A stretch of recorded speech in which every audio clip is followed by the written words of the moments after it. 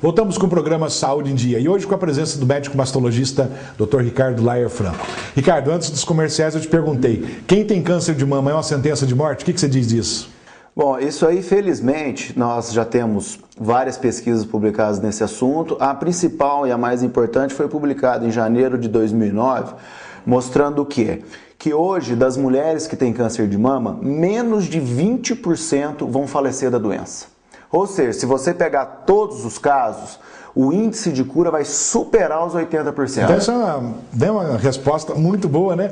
Eu acredito que nossos telespectadores, né, para quem foi acometido, tem alguém na família, né, com câncer de mama, uma resposta boa, né? Acho que o índice de cura é exatamente esse. Esse dado ele foi fornecido esse dado é norte-americano, e hoje o que nós fazemos aqui no sistema privado, e no sistema público está quase lá também, é exatamente a mesma coisa que os Estados Unidos fornecem para o seu paciente. Então nós podemos, de certa maneira, extrapolar esse dado para a nossa realidade. Então hoje, assim, é uma coisa que o seu programa tem uma função muito importante nesse sentido, que é tirar esse mito exatamente que o câncer... qualquer ele. E o medo, né, dos pacientes, que realmente causa medo mesmo, né, Ricardo? Principalmente o de mama, que você tem um índice de cura superior a 80%. Se você pegar, claro, todos os casos, mas o índice de cura é sempre proporcional ao estágio, né, ao tamanho que você pega a doença. Você tem casos, por exemplo, que você pega numa fase inicial, chama carcinoma in situ, o índice de cura é 98%. Ou seja, todo mundo que está nos assistindo, né, procurar ir no seu médico, no ginecologista, no mastologista, fazer uma revisão, né, bem precoce. Eu acho que a revisão periódica é importantíssima, né? E o mastologista aí é importantíssimo, peça muito importante, né, para detecção do câncer de mama. Se você pegar aqueles casos, por exemplo, da mulher que não faz exames de rotina, ela vai detectar um nódulo aí em torno de 3, 4 centímetros de tamanho. Isso, o índice de cura já vai cair para em torno de 60%, 50%. Então é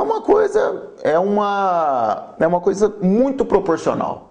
Ô Ricardo, toda paciente que tem um câncer na mama tem que retirar a mama toda? Eu estou te perguntando, que a gente sempre ouve isso dos pacientes, né? Doutor, vai ter que retirar a mama toda? Então isso é outro tabu que deve ser quebrado, né? Então o que acontece? Hoje a retirada da mama, ela é responsável só para em torno de 20% das cirurgias. Então em 80% ou mais você proporciona ao paciente o tratamento conservador, que é o quê? Você tira só o tumor, ou seja, o câncer, com um tecido sadio em volta e aborda também os gânglios da axila. Na imensa maioria das vezes, o que acontece? A mulher, mesmo quando está com seu marido, nos seus momentos íntimos, e muito menos na piscina, no clube, ninguém fala que ela teve a doença. Isso hoje é mais de 80% dos casos. E para os casos que você tem que retirar a mama, que são basicamente nas seguintes situações: tumores maiores que 4 centímetros, ou seja, tumores grandes, 4 centímetros é um tumor grande.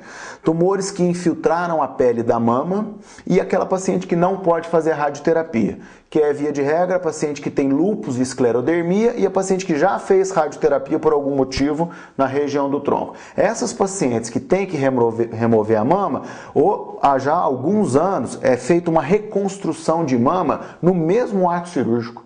Ou seja, é removido a mama e faz-se uma mama nova, ou com prótese de silicone, ou com tecido proveniente do abdômen, ou com tecido proveniente das costas, cujo resultado estético é surpreendente. E, na verdade, isso nem é considerado uma cirurgia estética. Ou seja, termina a cirurgia, a paciente já está pronta, né? Ela vai com a mama já reconstruída e, na imensa maioria das vezes, com um resultado estético perfeito, apesar de não ser considerado uma cirurgia estética. Isso é uma cirurgia reconstrutora.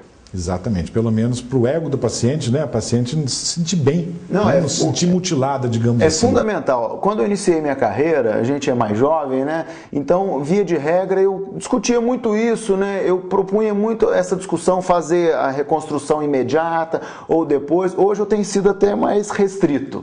Eu já procuro fazer a reconstrução imediata, porque a gente percebe que algumas pacientes perdem a coragem posteriormente de voltar para a cirurgia e fazer a reconstrução. reprodução e elas se sentem incomodadas com o fato de não ter a mama. Sensação de perda, né, Exatamente. Ricardo? Ô, Ricardo, prótese de mama, você está falando em reconstrução da mama. E a prótese que é usada para aumento da mama, pode aumentar a chance do câncer de mama? Não, hoje isso é muito bem estabelecido, né? A prótese de mama de silicone, a prótese estética para aumento da mama, ela não traz nenhum tipo de prejuízo para a mulher. Primeiro prejuízo que é pensado, né? Que é a questão de aumentar o índice de câncer de mama. Não aumenta. Segundo problema que é muito questionado, é a questão de atrapalhar o diagnóstico.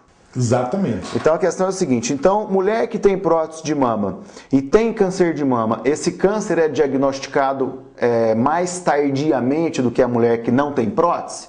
Não. Por quê? Apesar da prótese atrapalhar um pouco a realização da mamografia, esse atrapalho, né, por parte da prótese em relação à mamografia, ele é compensado por algumas outras coisas. Primeiro, a mulher que tem prótese de mama tende a se cuidar mais. Ela vai mais ao médico, ela faz exames com maior frequência. Segundo, a prótese ela vai atrás da mama, então ela joga tudo para frente. Então alguma coisa que normalmente não seria palpável... Não dificulta, né? Não dificulta. Pelo contrário. Não, já tem vários trabalhos mostrando isso. Mulheres que têm prótese e que não têm e desenvolvem o câncer de mama, cuja chance é a mesma, elas têm os seus cânceres diagnosticados no mesmo estágio.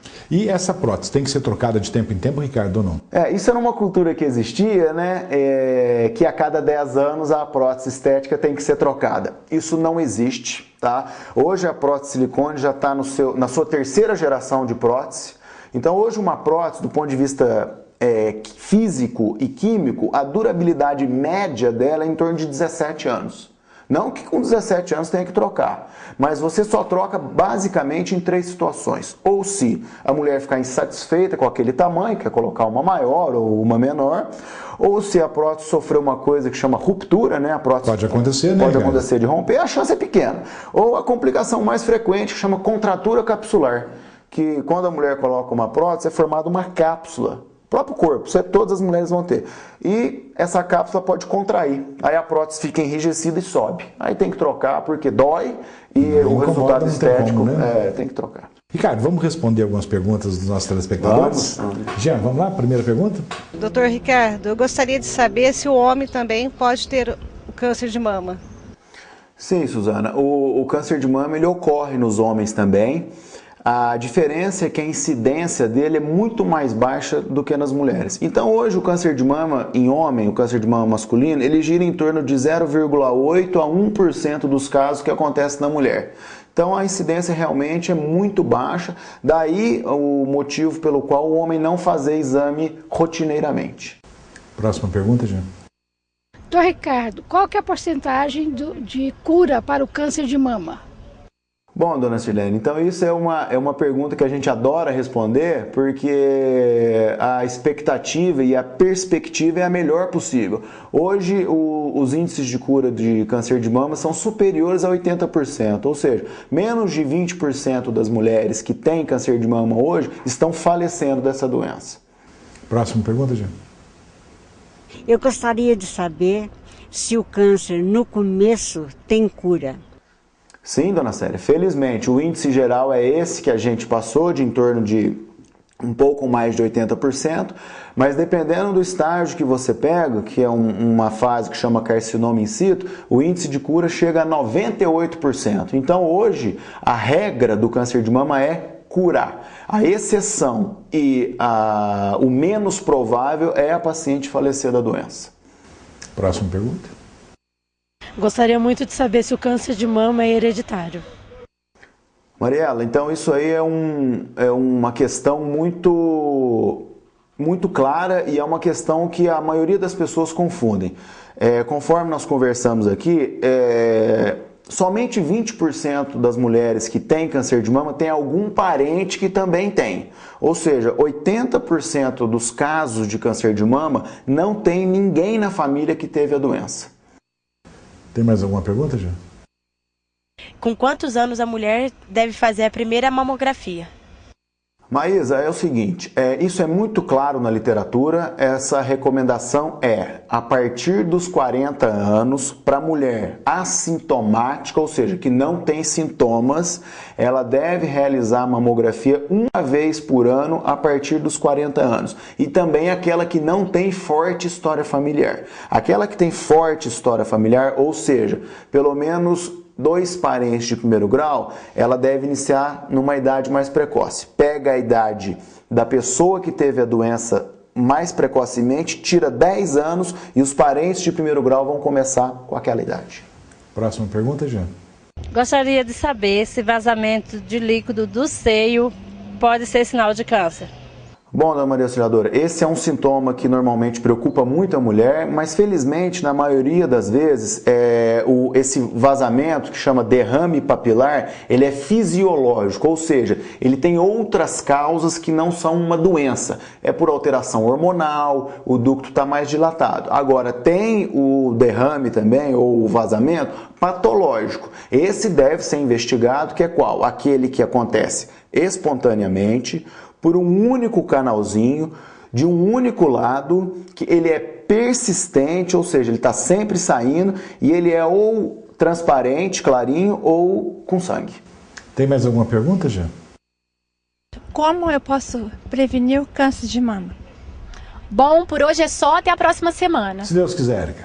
Hoje, o principal método de prevenção ou de diagnóstico precoce, Suzane, é a realização da mamografia. As mulheres que fazem mamografia a partir dos 40 anos, anualmente, e desenvolvem a doença, elas têm cerca de 20 a 30% de chance a menos de falecer dessa doença do que aquelas que não fazem e desenvolvem a doença. Então, esse é o grande impacto que existe a mamografia. Hoje, esses índices que a gente colocou de alto para a cura do câncer de mama, ele se deve basicamente a 2 alicerces. Ao diagnóstico precoce, ou seja, a realização da mamografia e às evoluções do tratamento. Ricardo, antes de encerrarmos o programa, eu gostaria que você falasse, deixasse uma mensagem para os nossos telespectadores a respeito do autoexame da mama, da mamografia, ou alguma recomendação que você queira.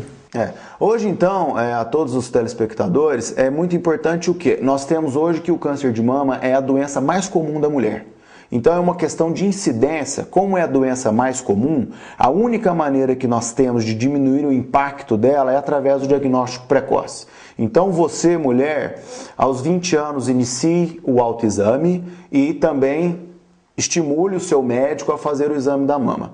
E a partir dos 40 anos, realize a mamografia anualmente, todos os anos a partir dos 40 anos. A mamografia hoje é um exame que a dor é muito pequena, houve uma evolução muito grande nos mamógrafos. Hoje a gente tem a mamografia digital, que é o desconforto ele é muito menor, então ele deve ser realizado todos os anos a partir dos 40 anos. Ricardo, muito obrigado pela presença e o programa está à disposição quando quiser voltar.